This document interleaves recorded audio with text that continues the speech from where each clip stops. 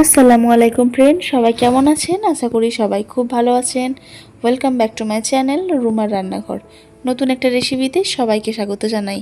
তো ফ্রেন্ডস, আমার আজকের রেসিপি চিকেন দিয়ে একটা রেসিপি বানিয়ে দেখাবো। তো ফ্রেন্ডস, চিকেন তো সবাই খুব ভালোভাবেই বানাতে জানেন, তবে আজকের চিকেনটা একটু অন্য রকমভাবে বানাবো। আর যে রেসিপিটা একদম খুব তাড়াতাড়ি হয়, আর বানালে কিন্তু সত্যি বারবার বানাতে ইচ্ছা করবে। তো প্রথমেই আমি একটা পাত্র বসিয়ে দিয়েছি উনুনে, আর তার মধ্যে বেশ খানিকটা সর্ষের তেল আমি দিয়ে নিলাম। এখানে কিছুটা পরিমাণ গরম মশলা নিয়েছি, এলাচ, দারুচিনি, লবঙ্গ, জায়ফলের 5 টুকরোর 1 টুকরো আর একটা জয়িত্রী। এবার এটাকে পানি দিয়ে মিনিট 10 মতো ভিজিয়ে রেখে দেব। তেলটা গরম হলে এর মধ্যে আমি 300 গ্রামের মতো পেঁয়াজ একদম ছোট ছোট করে কুচি করে নিয়েছি, সেটা এর মধ্যে দিয়ে নিচ্ছি। এটা কিন্তু খুব বেশি ব্রাউন কালার করে ভাজবো না, জাস্ট পেঁয়াজের গায়ের পানিটা মরে গেলে আর হালকা একটু গোল্ডেন কালার চলে আসলে এর মধ্যে আমি অল্প অল্প করে সব উপকরণগুলো দিয়ে নেব। খুব বেশি ব্রাউন কালার করব না। প্রথমেই আমি চিকেনটা দিয়ে নিচ্ছি।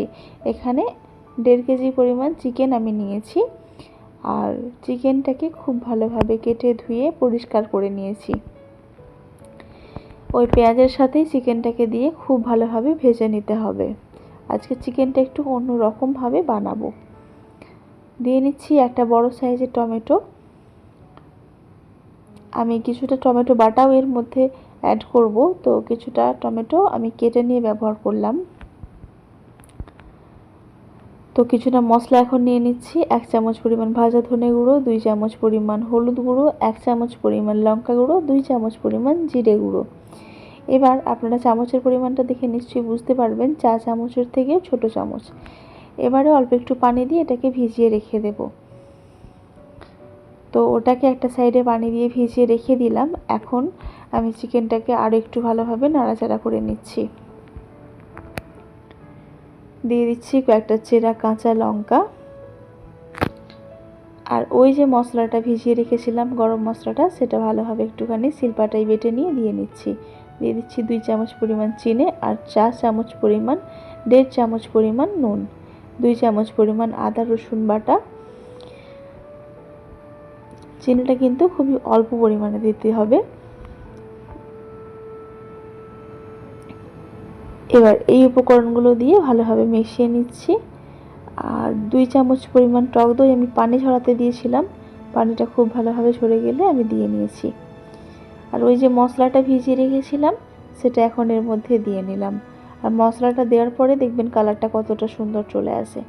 তো তেজপাতাটা দিতে আমি ভুলে গেছিলাম, এখন দিয়ে নিলাম। তো মশলাটা ভিজিয়ে রেখে ব্যবহার করলে কিন্তু মশলাটা পুরো একটা ঝাঁঝালো গন্ধ বের হয়, সেটা কিন্তু হবে না।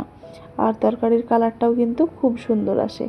সবশেষে 2টো টমেটো পিউরি আমি এখানে অ্যাড করে নিলাম। এবারে মোটামুটি সব উপকরণ এখানে আমার দেওয়া হয়ে গেছে।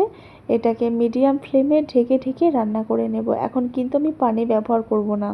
দেখুন কতটা সুন্দর তেল ছেড়েছে, আর কালারটা কতটা সুন্দর এসেছে। এই লো ফ্লেমেই ঢাকা দিয়ে দিয়ে রান্না করে নেব। সুন্দরভাবে চিকেনটা কিন্তু সেদ্ধ হয়ে যাবে, আর চিকেন থেকে যে পানিটা বের হবে তার মধ্যেই সেদ্ধ হবে। তো প্রায় 10 মিনিট মতো ঢেকে ঢেকে রান্না করে নেওয়ার পরে হাফ বাটি পরিমাণ পানি দিয়ে এটাকে আমি রান্না করে নিয়েছি 10 মিনিট মতো। তো এখন আমার মোটামুটি চিকেনটা একদম রেডি। তো আমি সবশেষে কিছুটা পরিমাণ ধনেপাতা কুচি দিয়ে এটাকে আরও 5 মিনিট মতো লো ফ্লেমে রেখে দেব। তারপরে এটাকে একদম গরম গরম সার্ভ করে নেব। অবশ্যই লো ফ্লেমে কিছুটা রেখে দেওয়ার পরে 5 মিনিট রেস্টে রেখে দেবেন। তো ফ্রেন্ডস, আমি যে ইউটেন্সিলগুলো ব্যবহার করি আমার রান্নাঘরে, সেগুলো যদি আপনারা কিনে নিতে চান অবশ্যই ডেসক্রিপশন বক্সের লিংক দেওয়া থাকবে, সেখান থেকে আপনারা খুব সহজেই কিনে নিতে পারবেন। তো কালারটা দেখুন কতটা সুন্দর হয়েছে, লোভনীয় হয়েছে। আর কালারটা এতটা সুন্দর হয়েছে কিন্তু খুব রিচ ছিল না। এই ছিল আমার আজকের রেসিপি। আপনাদের কাছে কেমন লাগলো? যদি ভালো লেগে থাকে অবশ্যই একটা লাইক কমেন্ট শেয়ার করে দেবেন। সাবস্ক্রাইব না করে থাকলে অবশ্যই চ্যানেলটাকে সাবস্ক্রাইব করে নিয়ে পাশে থাকবেন। আপনারা ভালো থাকবেন, সুস্থ থাকবেন, সাবধানে থাকবেন।